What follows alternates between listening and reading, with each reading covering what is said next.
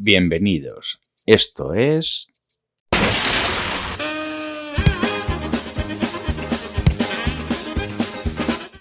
Hola y bienvenidos a un nuevo vídeo. En este vamos a tratar las diferentes tipologías de relojes mecánicos o relojes de pulsera, por centrarnos también un poco. La primera distinción que podemos hacer entre los relojes es por el tipo de indicación de la hora, ¿no? Entonces tenemos los relojes analógicos y los relojes digitales. Ojo, los relojes digitales lo que nos indican es la hora a través de números, que pueden ser relojes digitales mecánicos y pueden ser relojes analógicos electrónicos. O sea, aquí no hay que confundir digital con electrónico ni analógico con mecánico. O sea, digamos que pueden ser, las referencias pueden estar cruzadas. Sin ir más lejos, un reloj digital mecánico puede ser un horas saltantes de estos típicos de los años 60 que eran dos discos, uno con la hora y otro los minutos, y van pasando los tiempos, es lo que se indicaba la hora a través de cifras numéricas, no mediante las agujas. Bueno, otra distinción también que podemos hacer es entre el reloj de bolsillo y el reloj de pulsera. El reloj de bolsillo, a su vez, como su nombre indica, es para llevarlo en el bolsillo, tanto de la chaqueta o del pantalón, y estos relojes los podemos separar en dos tipologías. Uno que es el reloj Lepin, en el cual digamos que lo que es la corona, el centro del reloj y la aguja de segundos están en línea recta. O sea, es el típico reloj de corona a las 12 y pequeño segundero a las 6. Luego tenemos otra cosa. Estos relojes no suelen llevar, los Lepin no suelen llevar tapa suplementaria para proteger la esfera y el vidrio. Luego tenemos el reloj sagoneta. En estos relojes también son fácilmente distinguibles, primero porque suelen llevar una tapa para proteger el cristal y el dial, y después otro rasgo que los caracteriza es que la corona, centro y segundero forman un ángulo recto, un ángulo de 90 grados. Estos relojes suelen tener lo que es la corona a las 3 y el pequeño segundero a las 6. Y la tapa se suele abrir mediante un pulsador que he incorporado en la corona. Ya nos podríamos pasar al reloj de pulsera, que suele aparecer a comercializarse como tal aproximadamente sobre 1920. Aproximadamente. Tampoco es una cosa muy clara, porque ahí tenemos la historia de Cartier y Santos Dumont y todo, pero vamos, alrededor de esa época es cuando empiezan a comercializarse. Por el tema sobre todo que es cierto, el tema de la aviación, de que era un reloj de bolsillo, era muy incómodo para realizar según qué actividades. Las cajas de estos relojes pueden ser de diversos materiales, desde latón chapado, metales preciosos, acero, con piedras preciosas, sin piedras, encastadas, materiales sintéticos, incluso piedra y madera. Y aquí pasamos a lo que son las diferentes tipologías de relojes de pulsera. Podemos tener en un principio un reloj simple con 3 agujas, pero aquí se podría hacer una distinción que pueden tener. Bueno, lo primero sería si tienen segundero o no tienen segundero estos relojes de pulsera, que todavía hay alguno por ahí que no tiene segundero. Y después tenemos el segundero, que puede estar centrado o descentrado. Es decir, tenemos una pequeña aguja que nos indican los segundos que está descentrada dentro de lo que es el dial, o un segundero central. Es decir, que el segundero comparte eje con la aguja de horas y la de minutos.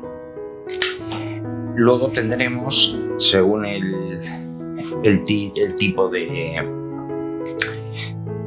accionamiento, o de armado o de remonte, los tendremos de cuerda manual o remonte manual, en los cuales la cuerda se da, como el nombre probablemente indica, manualmente por el portador del reloj, y el cual y a la acción de remontar el muelle se le llama armado del muelle. Estos relojes todavía suelen ser muy comunes en relojes pequeños de dama, en relojes joya, en relojes más asequibles de ciertas casas, y sobre todo en la alta joyería, o sea, en alta relojería suele ser muy habitual que hayan relojes de remonte manual. Los relojes de remonte manual suelen tener un grosor más fino que los siguientes que vamos a ver, que son los relojes de cuerda automática. En los de cuerda automática hay algunos que tienen remonte manual y otros no, pero digamos la principal característica es que el armado del muelle lo realiza una masa oscilante, que con una combinación de trinquetes y rodamientos arman el muelle del barrilete. Luego empezaríamos con lo que son las complicaciones. Una complicación es cualquier elemento adicional al mero, o al puro dar la hora de un reloj. Es decir, cualquier elemento adicional que encontremos en un reloj que no sea indicar la hora es una complicación. Entonces empezaríamos con el calendario simple, que un reloj provisto de calendario simple lo que tiene es una ventana a través de la cual nos va indicando los días del mes, de 1 a 31, al mismo tiempo que nos indica la hora. Luego tenemos, además del día del mes, también podemos tener el otro que sigue siendo considerado un calendario simple, es si además del día del mes nos indica el día de la semana, por lo cual lo realiza mediante otro disco adicional que, mediante una serie de engranajes interiores, va cambiando lo que es el día de la semana y el día del mes. Es posible, aparte de indicar el día del mes, el día de la semana, hay otros calendarios que van aumentando la complicación del calendario, siendo calendarios simples. El calendario simple quiere decir que es un calendario sencillo, o sea, sencillo mecánicamente. Entonces también nos pueden indicar el mes en sí y la fase de la luna mediante una ventanilla o unas agujas. El sistema de calendario simple funciona con un sistema de 12 meses de 31 días cada uno. En los meses más cortos, o sea, que no tengan 31, sino que tengan 30, pues habrá que hacer el avance de fecha de manera manual. Tanto los meses que me dan 30 como febrero, si es de 28, o si es bisiesto con 29.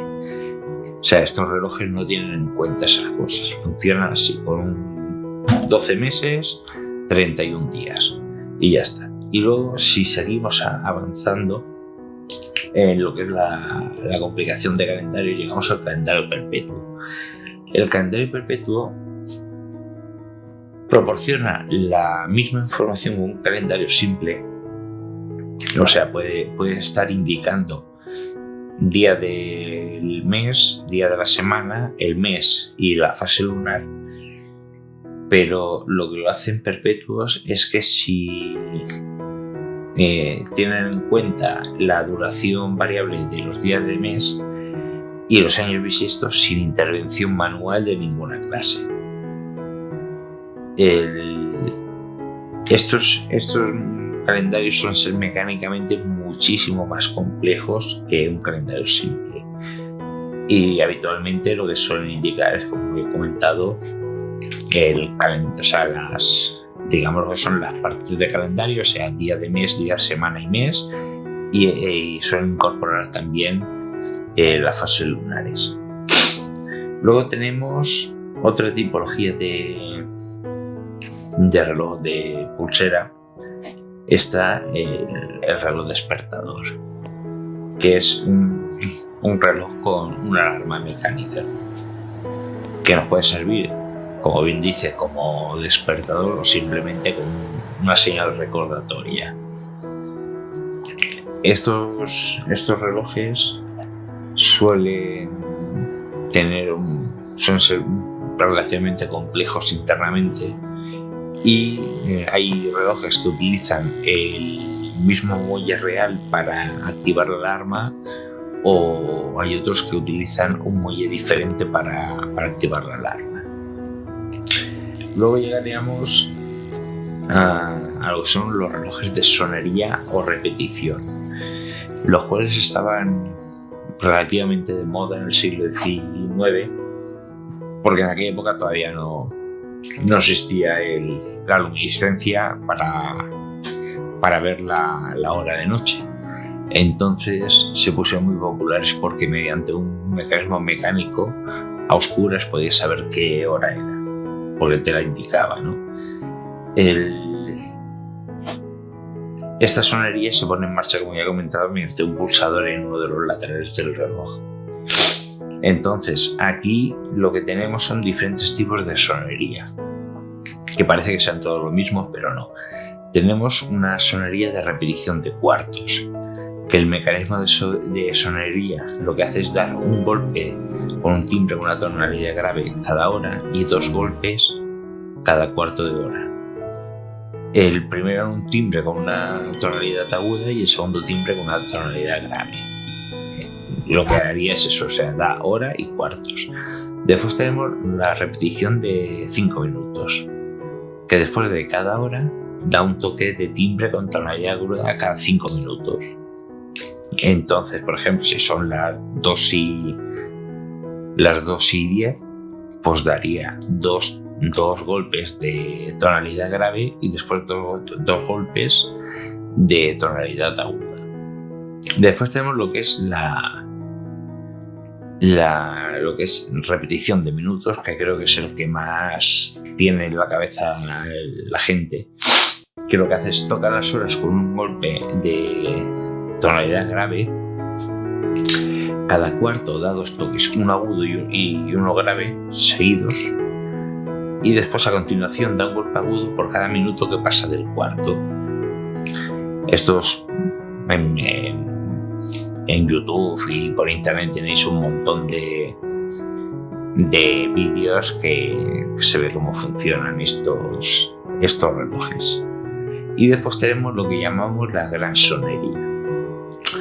Los de gran sonería tocan las horas y los cuartos al paso, es decir, que en el funcionamiento del reloj, cada vez que llega a una hora completa te canta la hora, es decir, si es la 1 un toque, si son las 2, si son las 6 toques, y después te va marcando, según va pasando la aguja los minutos por los cuartos, te va indicando el cuarto.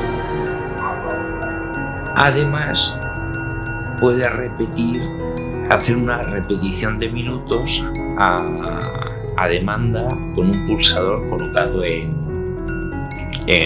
uno de los laterales del reloj. Después pasamos al reloj cronógrafo.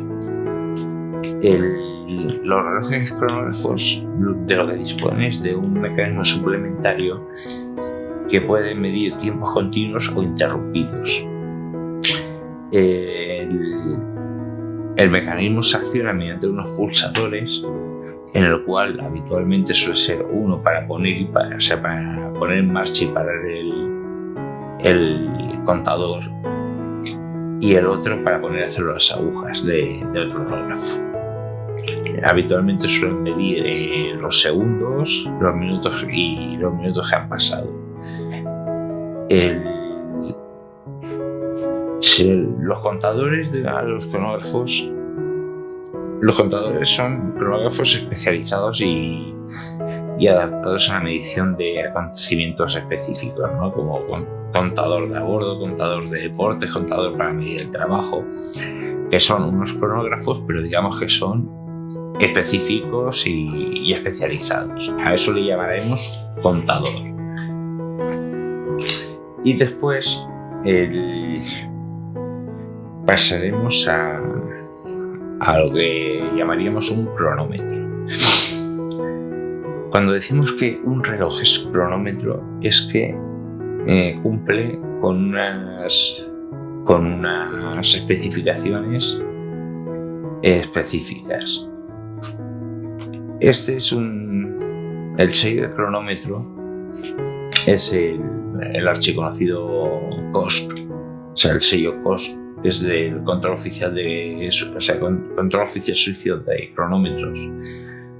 A eso le llamamos COSC, y tienen a través de unas oficinas en Ginebra, Le Locle y Vienne, de organizar unas pruebas definidas por las normas tanto ISO como las normas suizas NIST.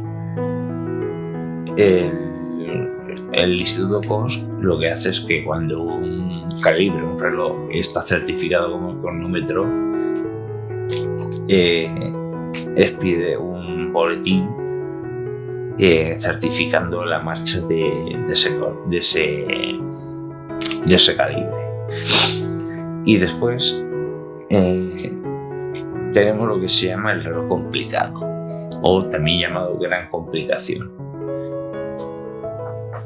el cual, por decirlo de alguna manera, un reloj gran complicación es un reloj que suma varios o casi todos los elementos que hemos visto anteriormente. Es decir, un reloj gran complicación puede ser, para que lo tengáis claro, un Lange, o sea, un Lange con cronómetro Ratapante, o el calibre 89 de Patek Philippe, en el cual tenemos un reloj con calendario perpetuo sumado a un cronógrafo Ratapante con alarma y gran sonería y fases lunares y un montón de cosas más. O sea, hay relojes o también F-Pijor, que suele tener a lo mejor un reloj complicado de pulsera, pues con 20 o 30 complicaciones. Pues bueno, yo creo que con esto podemos hacernos una idea de las diferentes tipologías de relojes que tenemos hoy día en el mercado, y así ya cuando hablemos de un reloj tal o un reloj pascual, pues ya sepamos todo, de tener en la cabeza de qué estamos hablando. Pues bueno, sin más, en el próximo vídeo lo que vamos a hacer es adentrarnos ya a lo que es el calibre mecánico, y vamos a ver las diferentes partes de un reloj mecánico que lo componen, pero a manera general. O sea, digamos, por encima vamos a ver un calibre mecánico de cuántas partes se componen, cuál es la finalidad de cada parte, y ya iremos adentrándonos en cada subsistema de los relojes mecánicos, o sea, de los calibres mecánicos. Pues hasta aquí este vídeo. Darle un like si os ha gustado. Una vez más, como siempre, estoy abierto a cualquier cuestión o pregunta. La dejéis en la caja de los comentarios, que sabéis que contesto más pronto o más tarde. Y nada, suscribiros a los que no estéis, porque detecto que hay mucha gente que ve los vídeos y no está suscrita. Y nos vemos en el próximo vídeo. Un saludo.